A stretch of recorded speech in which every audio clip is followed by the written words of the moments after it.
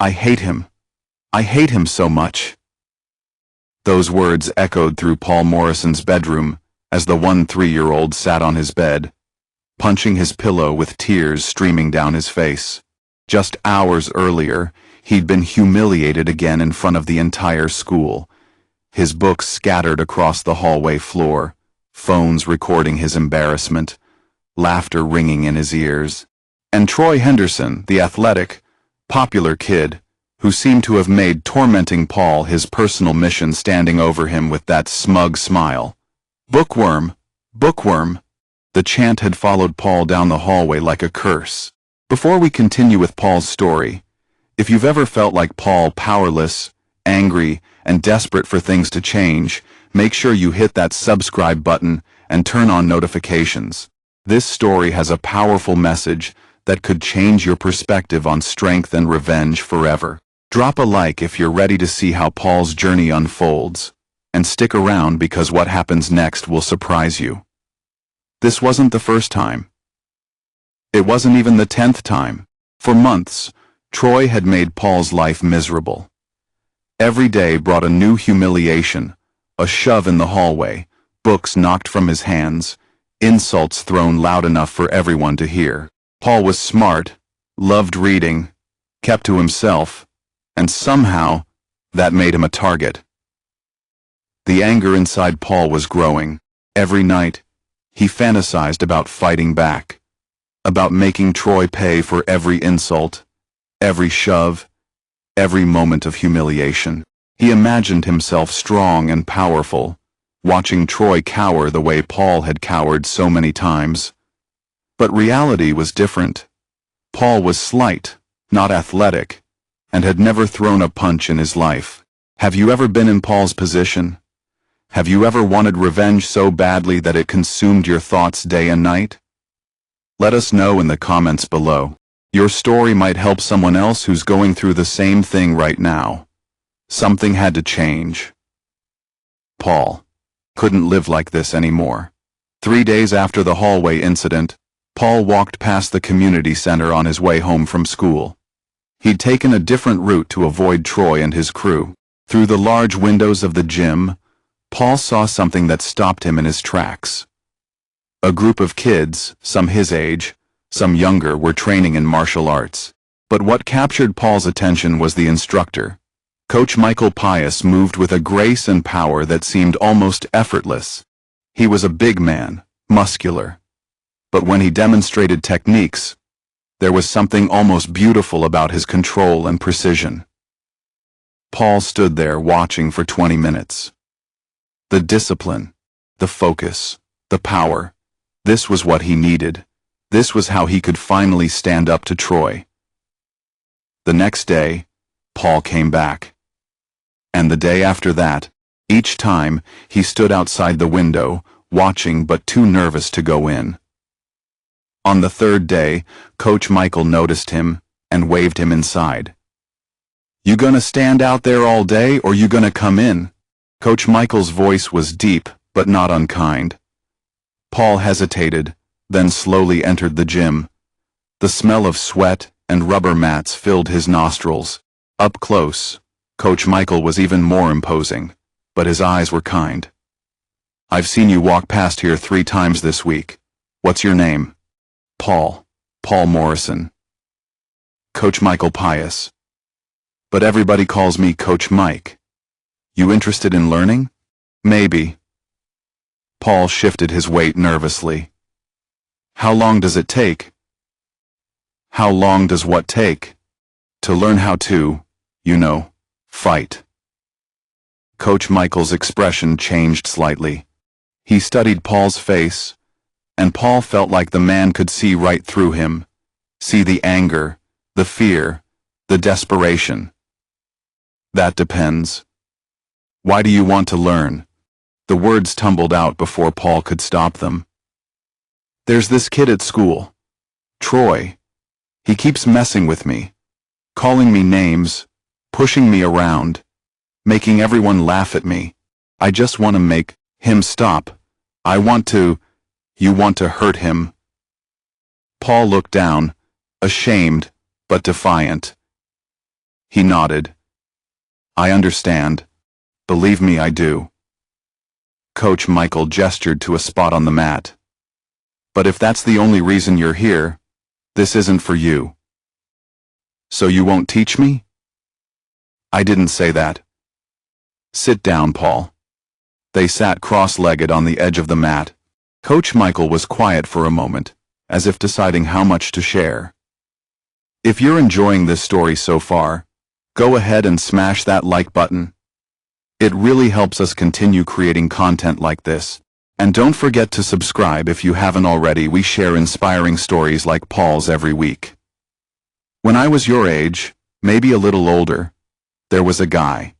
Disrespected me in front of my girl, my friends, everybody. Made me look weak. Made me feel small. Coach Michael's jaw tightened at the memory. I was so angry, I couldn't think straight. All I wanted was to make him pay. To show him he couldn't treat me like that. So, what happened? Paul leaned forward, eager to hear about victory. I made him pay. Put him in the hospital. Broke his jaw in 3 places.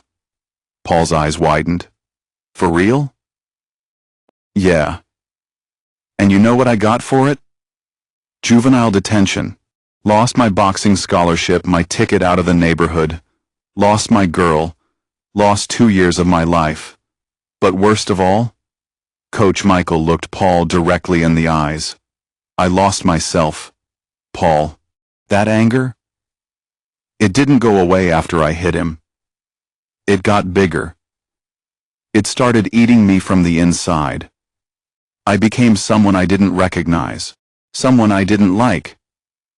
Paul absorbed this information, his fantasy of revenge suddenly feeling less satisfying. Coach Michael continued.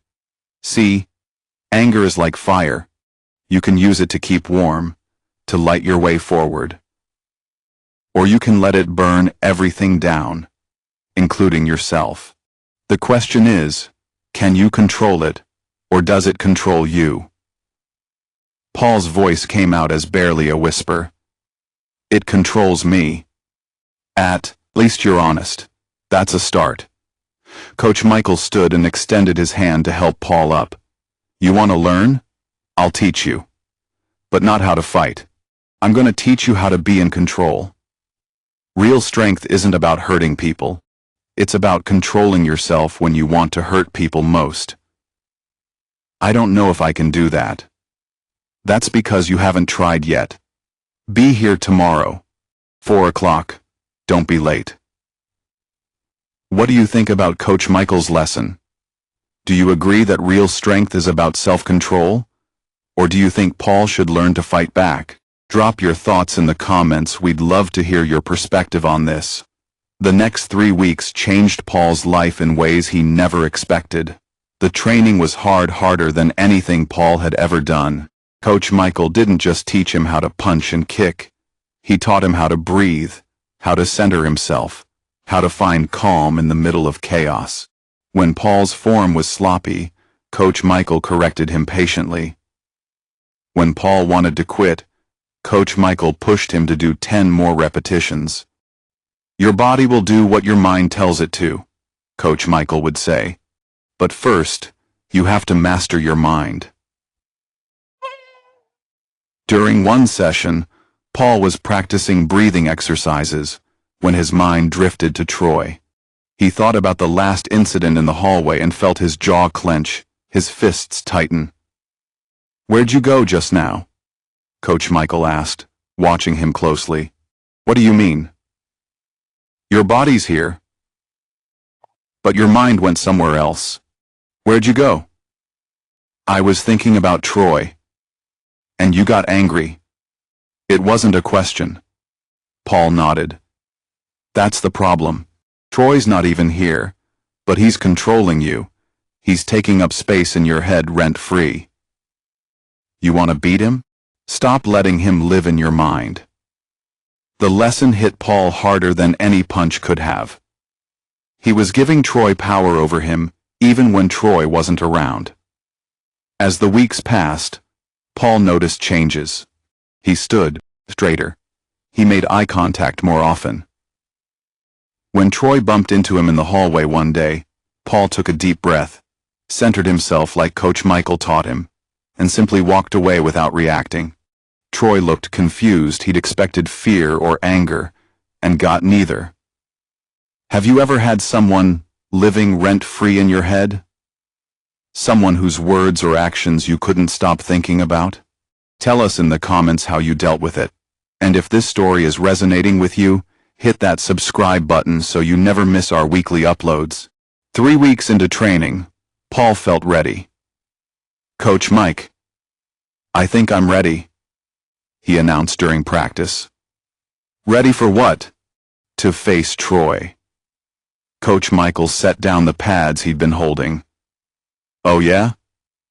Show me." Before Paul could react, Coach Michael got in his face. Aggressive and intimidating. "What you looking at, Bookworm? You think you tough now? Huh? You think a few weeks of training makes you somebody?" Paul's hands automatically clenched into fists. His breathing quickened. His face grew hot. "There it is," Coach Michael said, his voice suddenly calm again. "That anger. You feel it rising up?" Paul nodded, his fists still clenched. "Now breathe. Control it." Paul closed his eyes and took deep, measured breaths, like he'd practiced. Slowly, deliberately, he unclenched his fists. His shoulders relaxed. The fire inside him didn't disappear, but it became manageable. "Better," Coach Michael said. "But you're not ready yet." "When will I be ready?" Paul's frustration broke through. "It's been 3 weeks. You'll be ready when you stop asking when you'll be ready. Right now, you still want revenge. You still want to hurt him. He deserves it." Coach Michael sat down and gestured for Paul to join him. "Maybe. But this isn't about what he deserves. It's about who you want to be. You want to be the kid who loses control? Who lets anger make his decisions? Or do you want to be the young man who stands tall no matter what anybody says or does?" Paul felt tears of frustration welling up. He'd worked so hard, and he still wasn't ready? Coach Michael's voice softened. "Let me tell you something about bullies, Paul. They pick on people they think are weak. Not because those people are weak, but because the bully needs to feel strong. Troy needs you to react. He needs you to be scared or angry. That's what feeds him. You take that away, and he's got nothing. So what do? You show him something he's never seen before. Real strength, real confidence. A man who can't be shaken." The moment came the next day in the school cafeteria. Paul sat reading a book and eating lunch, trying to focus on the story despite the nervous energy in his stomach. Then, Troy's shadow fell across the table. "Bookworm, still reading those nerd books?" Paul looked up calmly and made direct eye contact. His heart pounded, but he kept his breathing steady. "It's called learning. Troy, you should try it sometime." The cafeteria went silent. Students turned to watch. Troy's friends exchanged shocked glances. If you're on the edge of your seat right now wondering what happens next, give this video a like and make sure you're subscribed. The confrontation is about to reach its peak. Troy's face flushed with anger. He grabbed Paul's shirt and yanked him to his feet. "What did you just say to me?" Every instinct screamed at Paul to fight or flee. His training had given him the ability to do real damage if he wanted, but instead, he remembered Coach Michael's words. He stood calmly, maintaining eye contact, breathing steadily. No fear in his eyes, no anger either, just calm, unshakable presence. "I said you should try learning. I'm not going to fight you, Troy, but I'm not running either." Troy's grip loosened slightly. This wasn't the reaction he expected. Where was the fear? Where was the anger he could feed off of? You think you're tough now? I think I'm done being scared of you. The words hung in the air. Troy searched Paul's face for any sign of weakness, any crack in the armor. He found none. For the first time in their entire history, Troy looked uncertain. What's going on here? Vice Principal Johnson's voice cut through the tension. Troy immediately released Paul and stepped back. Nothing. We were just talking. After the vice principal walked away, Troy leaned in close. This isn't over, he whispered. Yeah. It is, Paul replied quietly. Troy walked away, his swagger slightly diminished. Around the cafeteria, students looked at Paul with new respect. A girl named Jasmine smiled at him from across the room. What would you have done in Paul's situation? Would you have had the strength to stay calm? Or would you have swung first? Let us know in the comments below. And if you think Paul made the right choice, hit that like button. That afternoon, Paul burst into the community center gym, still riding the adrenaline. Coach Mike. It happened. Troy tried to start something. Coach Michael stopped cleaning the mats, concern flashing across his face. And I didn't fight him. I just stood there, looked him in the eye, didn't run, didn't swing, just stood my ground. A slow smile spread across Coach Michael's face. How'd it feel? Scary. But good. Really good. He walked away, Coach, in front of everyone. He walked away. That's because you showed him something he couldn't beat. You can knock a man down, but you can't knock down someone who refuses to be shaken. Coach Michael placed a hand on Paul's shoulder. You controlled yourself, and that gave you all the power. I wanted to hit him so bad. I know. But you didn't. And that's why you won. Paul felt something shift inside him. The anger that had consumed him for months was still there, but it no longer controlled him. He controlled it. You know what, Paul? Now you're ready. Ready for what? To really train. Not because you want to hurt somebody, but because you want to be the best version of yourself. That's the only good reason to be here. Coach Michael extended his fist. Paul bumped it, a gesture of respect between equals. The next day at school, Paul walked with his head up and shoulders back. When he passed Troy in the hallway, they exchanged a brief look, not friendly, but not hostile either. An understanding had been reached. Jasmine caught up to him. Hey, Paul. That was really brave yesterday. Thanks. I had a good teacher. They walked together down the hallway. And for the first time in months, Paul felt like he could breathe. At the community center that afternoon, Paul trained with renewed purpose. Each movement was precise, controlled, powerful. Coach Michael watched with the pride of a man who'd helped save a young person from the same darkness that had once consumed him. Strength isn't about how hard you can hit, Coach Michael said as Paul finished his forms. It's about how much you can take and keep moving forward. How much you can control and still stay true to yourself. That's the lesson. That's what makes a man. Paul bowed respectfully, understanding now that the real fight had never been with Troy, it had been with himself. And by choosing control over chaos, patience over revenge, and dignity over violence, he'd won the only battle that truly mattered. The boy who'd been called Bookworm as an insult now wore it with pride, because he'd learned that knowledge, discipline, and self-control were more powerful than any punch could ever be. If this story inspired you or made you think differently about strength and revenge, please like this video and subscribe to our channel for more powerful stories like this one every week. We want to hear from you in the comments. Have you ever been bullied?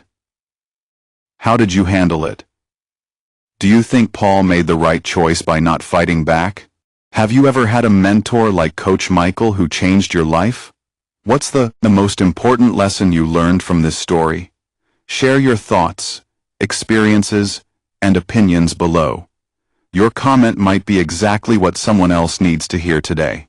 And if you know someone who's going through bullying or struggling with anger, share this video with them. Sometimes a story like Paul's can make all the difference. Don't forget to turn on the notification bell so you never miss our next upload. We post inspiring, life-changing stories every single week, and we'd love for you to be part of our community. Thank you for watching, and remember, real strength isn't about how hard you can hit. It's about how well you can control yourself when you want to hit hardest. Stay strong,